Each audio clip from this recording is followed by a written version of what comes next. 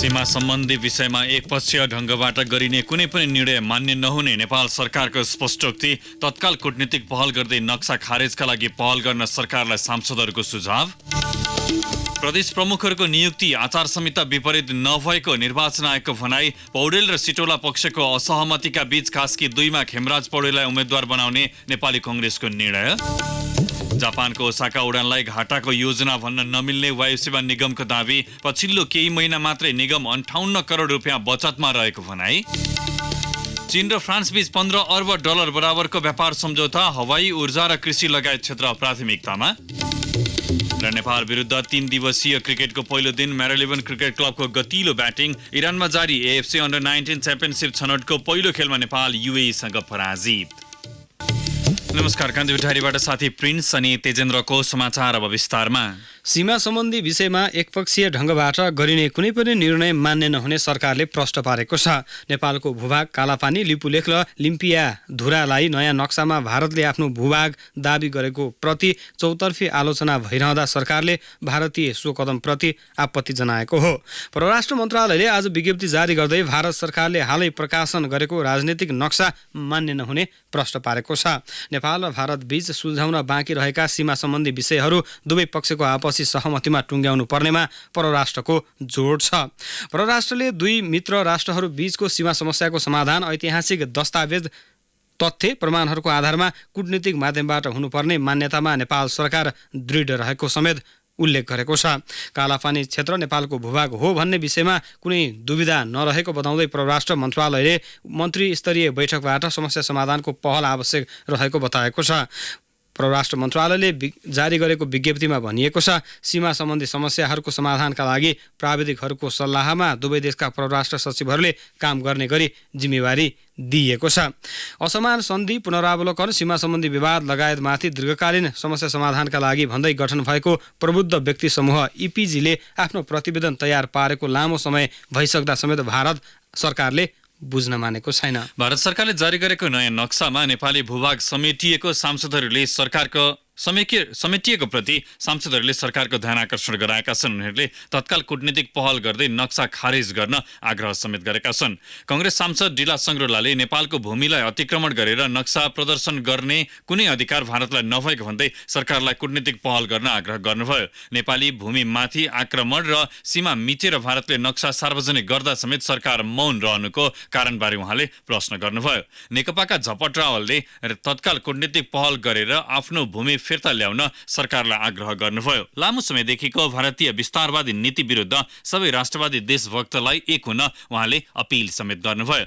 नेमकिपाका प्रेम सुवालले नेपालले तत्काल कूटनीतिक माध्यमबाट यो विषयलाई अन्तर्राष्ट्रियकरण गर्नुपर्ने उल्लेख गर्नुभयो। राज्य व्यवस्था समितिकी सभापति शशि श्रेष्ठले लिपुलेख र कालापानीको विषयमा समिति बैठकमा पनि गम्भीर रूपमा कुरा उठेको भन्दै सम्बन्धित मन्त्रालयलाई बोलाएर यसबारे जानकारी लिने आश्वासन दिनुभयो। नेपालको भूभाग कालापानी, लिपुलेख र लिम्पिया धुरालाई भारतले हालै जारी गरेको नयाँ नक्सामा आफ्नो भूभाग दाबी गरेको प्रति आपत्ति जनाउँदै साझा पार्टीले भारत सरकारको यो कदम अन्तर्राष्ट्रिय कानुन विपरीत रहेको ठहर गरेको छ। भारत सरकारको सो कदम नेपालको सार्वभौमिकता र भौगोलिक अखण्डतामाथिको ठाडो हस्तक्षेप भएको साझा पार्टीको भनाइ छ। पार्टी प्रवक्ता डाक्टर सूर्यराज आचार्यले आज एक विज्ञप्ति जारी गर्दै भारतले हालै जारी गरेको नयाँ नक्साबारे स्पष्टीकरण माग्न, कालापानी, लिपुलेख र लिम्पिया धुरा नेपालको भूभाग रहेको स्पष्ट पार्न र जारी नक्सा सच्याउन माग गर्न नेपाल सरकारको ध्यान आकर्षण गराउनु भएको छ। यस्तै विरोध स्वरूप सत्तारूढ विद्यार्थी संगठन अनेरा सोभिले आज काठमाडौँमा प्रदर्शन गरेको छ। विरोध र्यालीमा सहभागी विद्यार्थीहरूले गो ब्याक इन्डिया भन्दै नाराबाजी गरेका थिए। र्याली पछिको कोण सभालाई सम्बोधन गर्दै विद्यार्थी नेताहरूले नेपाली भूमिलाई भारतीय नक्साबाट हटाउन माग गर्दै भारत र नेपाल बीचका असमान सन्धि सम्झौता समेत तत्काल खारेज गर्न माग गरे। भारतको सो कदमप्रति प्रतिबन्धित नेत्रविक्रम चन्द समूह, नेकपा क्रान्तिकारी लगायत दल तथा समूहले समेत विरोध गर्दै तत्काल निर्णय सच्याउन माग गरेका छन्। इलामको पूर्वी रोङ गाउँपालिका स्थित मेची खोलादेखि सन्दकपुरसम्मको 52.5 किलोमिटर लामो भारतीय सीमा क्षेत्रका विभिन्न स्थानमा सीमा यकी नहुँदा समस्या बढेको छ। पछिल्लो समय प्रदेश एककै महत्त्वपूर्ण पर्यटकीय क्षेत्र सन्दकपुरमा नेपाल तर्फबाट थालिएका पूर्वाधार विकासका काममा पनि भारतीय सीमा सुरक्षा बल एसएसबीले रोक लगाएपछि अन्यल बढ्दै गएको छ। थप विवरण सहित इलाम सहकर्मी विप्लव भट्टराई। पूर्व प्रधानमन्त्री तथा यस क्षेत्रका प्रतिनिधि सभा सदस्य झलनाथ खनालले अवरोध भएको स्थानको केही समय अघि स्थलगत निरीक्षण गरे। 3636 मिटर अग्लो उचाइमा रहेको सन्दकपुर डाँडा आसपासमा थालिएका पूर्वाधार विकासमा अवरोध भएको हो। त्यहाँ निर्माणाधीन सडक प्रवेशद्वार र भ्यू पोइन्टमा आधा काम हुँदाहुँदै अवरोध भएपछि संघ प्रदेश र स्थानीय सरकारको समेत चासो बढेको छ। नेकपाका वरिष्ठ नेता खनालले समस्या समाधानका लागि गम्भीर रहेको बताए पनि अवरोध भएको 6 महिना बितिसक्दा पनि कुनै पहल भएको छैन। सुगौली सन्धिबाट प्राप्त भएको भूमि, त्यो भूमिमा हामी दृढतापूर्वक अडिनु पर्ने हुन्छ। त्यो भूमिको रक्षार्थ सिङ्गो देश खडा भएर अगाडि बढ्नु पर्ने हुन्छ। त्यसको आधारमा मित्र राष्ट्र भारतसँग हाम्रा सहमति सम्झौताहरू गरेर दीर्घकालीन हिसाबले हाम्रो स्थायी सिमानालाई हामीले निश्चित गर्नुपर्ने हुन्छ। यो अहिले प्रोसेसमा छ। पशुपतिनगर, हिले, गुफा पातल लगायत क्षेत्रमा सीमाको विषयमा इलामवासीले यसअघि गतिरै खबरदारी गरेर सीमा कायम गरेका हुन्। भारतीय पक्षले सीमा सडक बनाउनेसँगै कतिपय स्थानमा एसएसबी क्याम्प र अन्य पूर्वाधार विकासका काम नेपाली क्षेत्रमा अवरोध गरेको छ। तर नेपाल पक्षले पूर्वाधारको काम गर्दा यसरी अवरोध गर्न नमिल्ने स्थानीयको बुझाइ छ। घर आउजाउ गर्दा पनि एसएसबीले अवरोध गर्ने गरेको माने भन्ज्याङका राजन तामाङ बताउँछन्। त्यो पिकमा त बढी भ्युटर बनिन थाल्यो नि। भ्युटर बनिन थालेपछि चाहिँ तपाईँको एसएसबीले चाहिँ अहिले चाहिँ हाम्रो इन्डियाको भनेर जब हस्तक्षेप गर्यो। त्यसपछि बोर्डर लाइनमा चाहिँ अहिले तपाईँको पनि रासन पानी ल्याउने गाडी पनि आउनु नदिने, मान्छेलाई हाम्रो एक बार सिमेन्ट ल्याउनु नदिने, रडहरू के ल्याउनु दिएको छैन। त्यति मात्रै नभएर अहिले दसैँमा म घर आउँदै गर्दाखेरि सामान बाहेक खालि मान्छे मात्रै जानु भनेर चाहिँ एसएसबीले पुरै कडाकडी गरे क्या हामीलाई। त्यसले गर्दा मानव भने मात्र तपाईँको चित्रमा चाहिँ पुरै एसएसबी बसेर एकबार के सामानहरू ल्याउनु पुरै रोक भइरहेको छ। राज्यका लागि यसअघि त्यति धेरै चासोको विषय नरहेको यो क्षेत्रमा अहिले भने सरकारलाई दाँतमा ढुङ्गा लागेको छ। पर्यटकीय पूर्वाधार निर्माण गर्दा गर्दै अवरोध भएपछि पछि हट्नु परेको बाध्यता सुनाउँदै सन्दकपुर 2 माई मजुवाका अमृत राई। यो तीनटै तहबाट यहाँनिर हाम्रो पर्यटन प्रबन्धनको निम्ति पूर्वाधारहरू निर्माण गर्ने क्रममा चाहिँ नै यो इन्डियाबाट बारम्बार यो हामीलाई समस्या आइरहन्छ। सगरमाथादेखि कञ्चनजङ्घा हुँदै नेपाल, भारत, भुटानका दर्जनौं हिमाल सहित सुरम्य सूर्योदय र सूर्यास्तको दृश्य देखिने मात्र होइन, धार्मिक र जैविक विविधताले भरिएको अनुपम सन्दकपुर क्षेत्रको सीमा यकिन गर्न ढिलाइ गरे स्थानीयमा राज्यप्रतिको भरोसामा कमी आउनेसँगै पर्यटन प्रवर्धनबाट स्थानीयलाई हुने फाइदा पनि गुम्ने निश्चित छ। रेडियो कान्तिपुरका लागि विप्लव भट्टराई, इलाम। कान्तिपुर डायरीमा अब ब्रेकको पालो। ब्रेकपछि अब बाँकी प्रसङ्ग। निर्वाचन आयोगले आगामी मङ्सिर 14 गते हुने उपनिर्वाचनको सम्पूर्ण तयारी पूरा भएको जनाएको छ। 37 जिल्लाका 52 स्थानमा हुने उपनिर्वाचनका लागि प्रतिनिधि सभातर्फ 95 र स्थानीय तहतर्फ 78 वटा दल दर्ता भएका छन्। निर्वाचनमा 4,54,114 जना मतदाताले आफ्नो मताधिकार प्रयोग गर्दैछन्। एक सामग्री।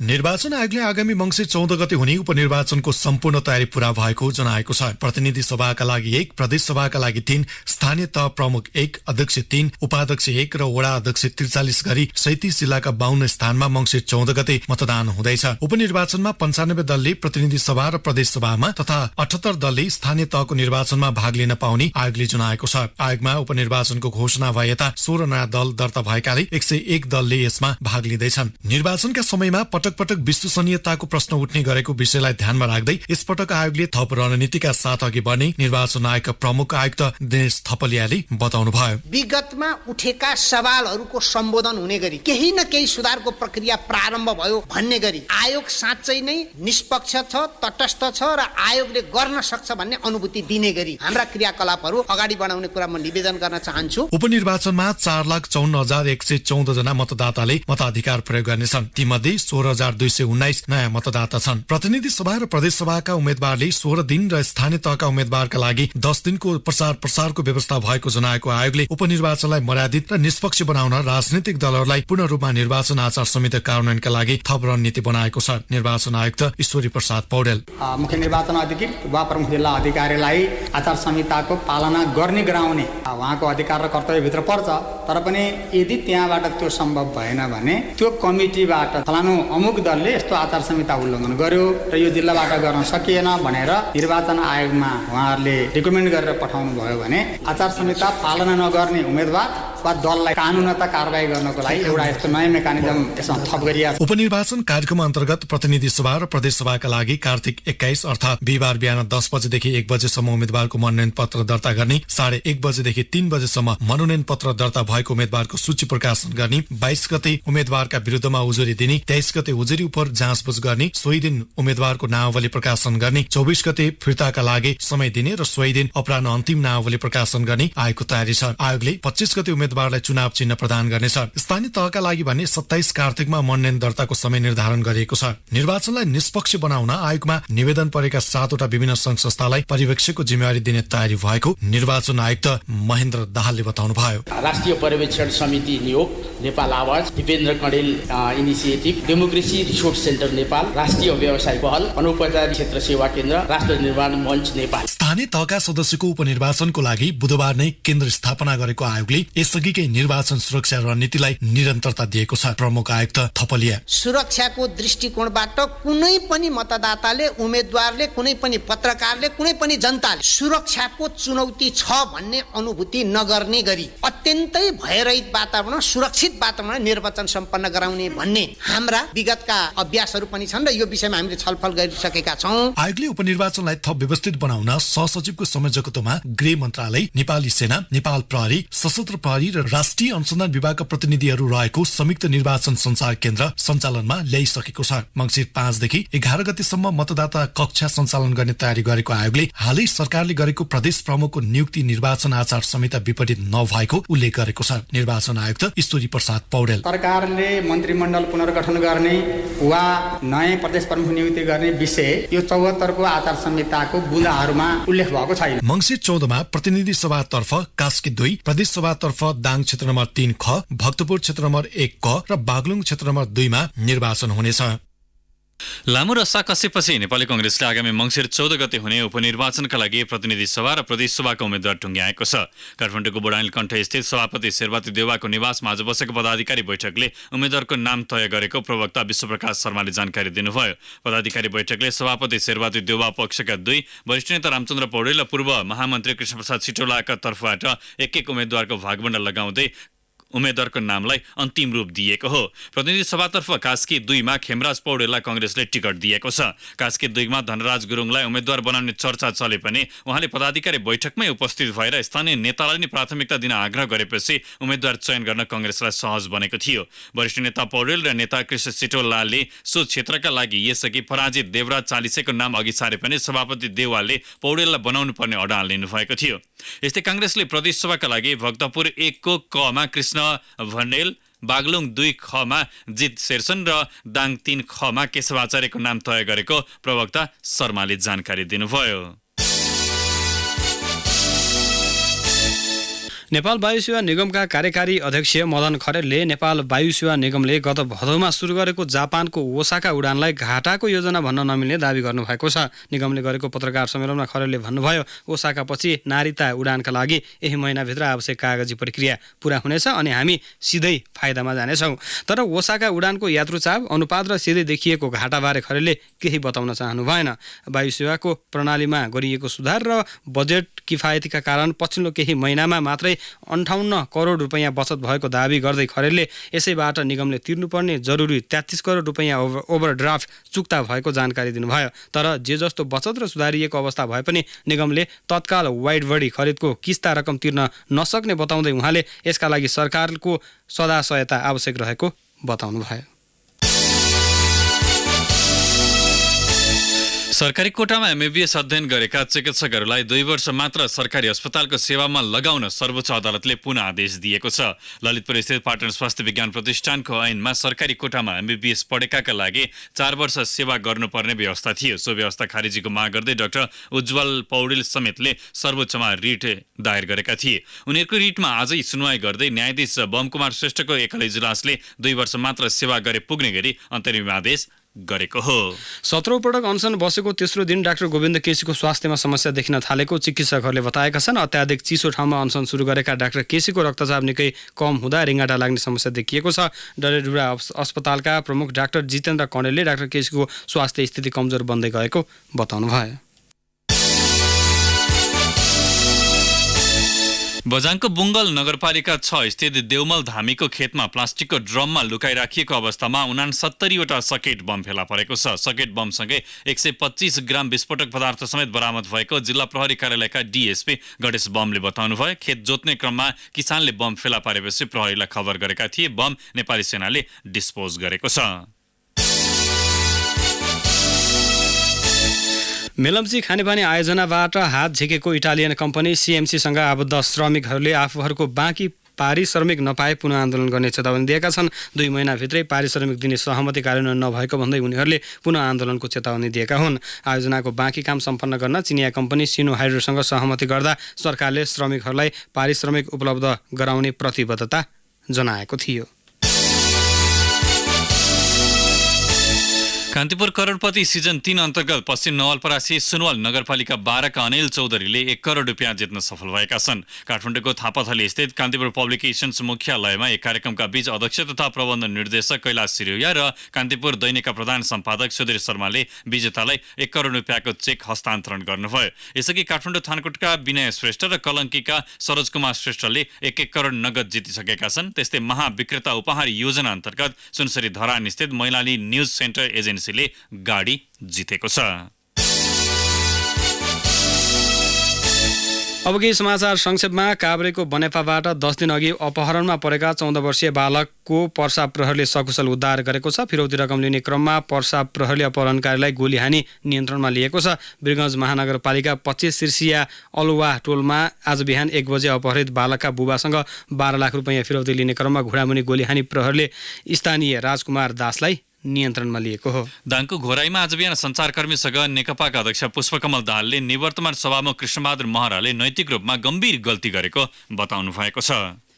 रौतहटको राजपुरमा 12 वर्ष अगाडि भएको बम काण्डमा पक्राउ परेका कांग्रेस नेता अफ्ताब आलमको बयान दोस्रो दिन पनि आज सकिएन। समय अभावले बयान नसकिएको भन्दै अदालतका सुरक्षादार गुणराज पराजुलीले भोलि बयान सकेर थुन्चेक बहस हुने बताउनुभयो। अर्घाखाँचीको सन्धि खर्कमा 62 नम्बरको कार दुर्घटना हुँदा एकै परिवारका 80 वर्षीय दुर्गादेवी खड्का तथा उनका छोराहरू 43 वर्षीय भक्तबहादुर र 39 वर्षीय तिलबहादुरको मृत्यु भएको छ। गाडी चलाइरहेका अर्का छोरा 49 वर्षीय गङ्गाबहादुर र नाति 25 वर्षीय विनोद गम्भीर घाइते भएका छन्। संस्कृति र सम्पदाको संरक्षण गरी आय वृद्धितर्फ लाग्ने योजना सहित ललितपुर महानगरपालिकाले अन्तर्राष्ट्रिय संस्था सिटी नेटसँगको सहकार्यमा 3 दिने अन्तर्राष्ट्रिय सम्मेलनको आयोजना गरेको छ। 22 देश सदस्य रहेको सिटी नेटमा स्थानीय तह, गैर सरकारी संस्था तथा निजी संस्था गरी 156 वटा संस्था आबद्ध छन्। नेपालका 14 वटा नगरपालिका यसमा सदस्य छन्। कान्तिपुर डायरीमा अब सङ्खुवा सभा डायरीको पालो। सङ्खुवा सभा डायरीमा दिपेन्द्र साकेको नमस्कार। ब्लड बैंक स्थापना गर्न सृजनशील सामुदायिक विकास केन्द्रले रकम सङ्कलन अभियान सुरु गरेको छ। गत मङ्सिर 2 गते मनोकामना धाममा लागेको 81 मेलाबाट महिला समूहले अर्थ सङ्कलन थालेका हुन्। मेलामा केन्द्रले चिया बिक्री गरी 29,500 सङ्कलन गरेको थियो। त्यो अभियानले तिनजेल करिब 13 लाख सङ्कलन गरेको केन्द्रकी अध्यक्ष राधा बस्नेतले बताइन्। आगामी मङ्सिर 14 हुने स्थानीय तहको उपनिर्वाचनका लागि आज सदरमुकाम खाँदबारीमा मुख्य निर्वाचन अधिकृतको कार्यालय स्थापना गरिएको छ। मकालु गाउँपालिकाको नुममा पनि निर्वाचन अधिकृतको कार्यालय आज स्थापना गरिएको छ। सङ्खुवा सभाको खाँदबारी नगरपालिका 3 मा वडा अध्यक्ष र मकालु गाउँपालिकाका लागि मङ्सिर 14 मा उपनिर्वाचन हुँदैछ। निर्वाचनका लागि नेकपा र कांग्रेसले दुवै स्थानका लागि उम्मेदवार समेत चयन गरिसकेका छन्। ब्लड क्यान्सर भएका खाँदबारी नगरपालिका 1 का 7 वर्षीय बालकको उपचारमा खर्च अभाव भएको छ। कक्षा 2 मा अध्ययनरत घनेन्द्रलाई ब्लड क्यान्सर भएपछि उनका बुबा सेमन्त बुढाथोकीले छोराको उपचार खर्च अभाव भएको बताए। सङ्घसभाको मकालु गाउँपालिका 2 मा भालुको आक्रमणबाट घाइते भएका एक बालकलाई थप उपचारका लागि काठमाडौँ लगिएको छ। आइतबार भालुको आक्रमणबाट घाइते भएका मकालु 2 का 14 वर्षीय दावा नुर्बु शेर्पालाई थप उपचारका लागि मनाङ एयरको हेलिकप्टरबाट काठमाडौँ लगिएको हो। जंगलमा टिमुर टिप्न गएको नुर्बुलाई भालुले आक्रमण गर्दा टाउको र खुट्टामा गहिरो चोट लागेर गम्भीर घाइते भएको प्रहरीले जनायो। अवस्था सङ्घसभा डायरी आजलाई यति नै। दिपेन्द्र साकी बिदा माग्छु। नमस्कार। जिल्ला डायरीपछि कान्तिपुर डायरीमा फेरि पनि ब्रेकको पालो। अब आर्थिक प्रसङ्ग। धितोपत्र बजारमा आज दोस्रो दिन पनि गिरावट आएको छ। बजार परिसूचक नेप्से आज 1.44 अङ्कले घटेर 1038.2 बिन्दुमा पुगेको छ। नेप्सेसँगै कारोबार रकममा पनि हिजोको तुलनामा 8 करोड रुपैयाँले गिरावट आएको छ। 0.81 अङ्कले घटेको नेप्सेमा हिजो 28 करोड रुपैयाँ बराबरको कारोबार भएको थियो। कारोबार भएका व्यापार, लघुवित्त, जीवन बिमा र म्युचुअल फन्ड बाहेक बाँकी सबै कम्पनी समूहको उपसूचक ओह्रालो लागेको छ। हरेक घरमा ठाउँ बनाउँदै ममताको मिठो स्वाद चखाउँदै परिस्थिति जस्तो सुकै किन नहोस् जहाँ पनि रमपम छँदैछ नि।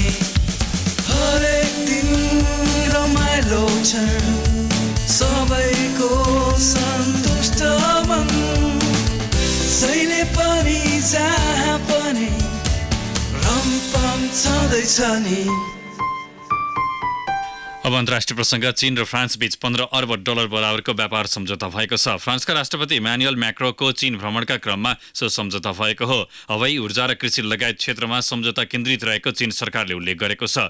सम्झौतासँगै पोल्ट्री, गाई र सुँगुरको मासु चीन निर्यातका लागि 10वटा फ्रान्सेली कम्पनीलाई अनुमति प्रदान गरिएको छ। पोल्ट्री निर्यातका लागि यो वर्षको सुरुवातमा भएको प्रोटोकललाई विस्तार गर्दै सुँगुरको वीर्य निर्यातका लागि फ्रान्सलाई अनुमति दिने सम्बन्धी प्रोटोकलका लागि समेत काम अघि बढेको फ्रान्सेली राष्ट्रपतिको कार्यालयले उल्लेख गरेको छ।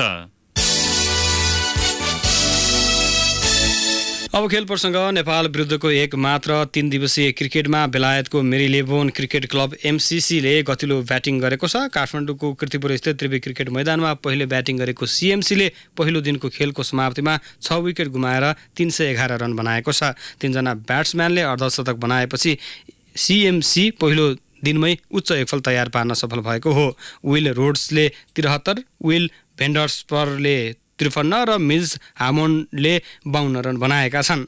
सन्दीप लामिछाने, शरद भेसवाकर र सोमपाल कामीले समान 2 विकेट लिए। कप्तान ज्ञानेन्द्र मल्लसहित 9 खेलाडीले 3 दिवसीय क्रिकेटमा डेब्यू गरेका छन्। यो खेललाई ICCले प्रथम श्रेणीको मान्यता दिएको छ। नेपालले यसअघि सन् 2005 मा इन्टर कन्टिनेन्टल खेल खेलेको थियो। भर्खरै प्रसारित समाचारमा मेरीलेबोन क्रिकेट क्लब MCC हुनुपर्ने मान्यता भएकोमा सच्याएको छ। चीनको साङ्घाईमा आगामी सोमबार सुरु हुने 6 राष्ट्र सहभागी अन्डर 19 B&R कप क्रिकेट प्रतियोगिताका लागि नेपाली महिला टोलीको घोषणा भएको छ। डोली भट्टको कप्तानीमा 14 सदस्यीय टोलीको आज घोषणा भएको हो। टोली पर्सि साङ्घाई उड्नेछ। कविता कुमारलाई उपकप्तान बनाइएको टोलीमा कृतिका मरासिनी, यशोदा विष्ट, सृष्टि जैसे, राजमती ऐरी, ईश्वरी विष्ट र लक्ष्मी साउद सदस्य छन्। यस्तै कौशी डङ्गोल, गोमा आले, ज्योति दनुवार, एग्निमा तामाङ, शिला रेग्मी छेत्री र लखिता राजवंशीले पनि अन्तिम टोलीमा स्थान बनाएका छन्। आगामी सोमबार थाइल्यान्डसँग प्रतिस्पर्धा गर्दै नेपालले चीन यात्रा सुरु गर्नेछ। दोस्रो दिन मङ्गलबार नेपालले बिहान साउदी अरेबिया र दिउँसो आयोजक चीनसँग प्रतिस्पर्धा गर्नेछ। कार्तिक 28 गते मलेसिया र कार्तिक 29 गते नेपालले म्यानमारसँग प्रतिस्पर्धा गर्ने नेपाल क्रिकेट सङ्घ कानले जनाएको छ। प्रतियोगिता 2020 फर्मेटमा हुनेछ। नेपाल र इरानमा सुरु AFC अन्डर 19 च्याम्पियनसिप छनौट प्रतियोगिताको आफ्नो पहिलो खेलमा UAE-सँग 4-0ले पराजित भएको छ। तेहरानमा केही बेर अघि सकिएको खेलमा नेपालले दोस्रो हाफमा केही सुधारिएको खेल खेले पनि गोल भने फर्काउन नसक्दा हार बेहोरेको हो। पहिलो हाफमा 2 गोल गरेको UAE-ले दोस्रो हाफमा थप 2 गोल गरेको थियो। समूह D मा रहेको नेपालले आफ्नो दोस्रो खेलमा पर्सि शुक्रबार आयोजक इरान र अन्तिम खेलमा आइतबार किर्गिस्तानसँग प्रतिस्पर्धा गर्नेछ। समूहको शीर्ष टोलीले च्याम्पियनसिपमा स्थान बनाउनेछ।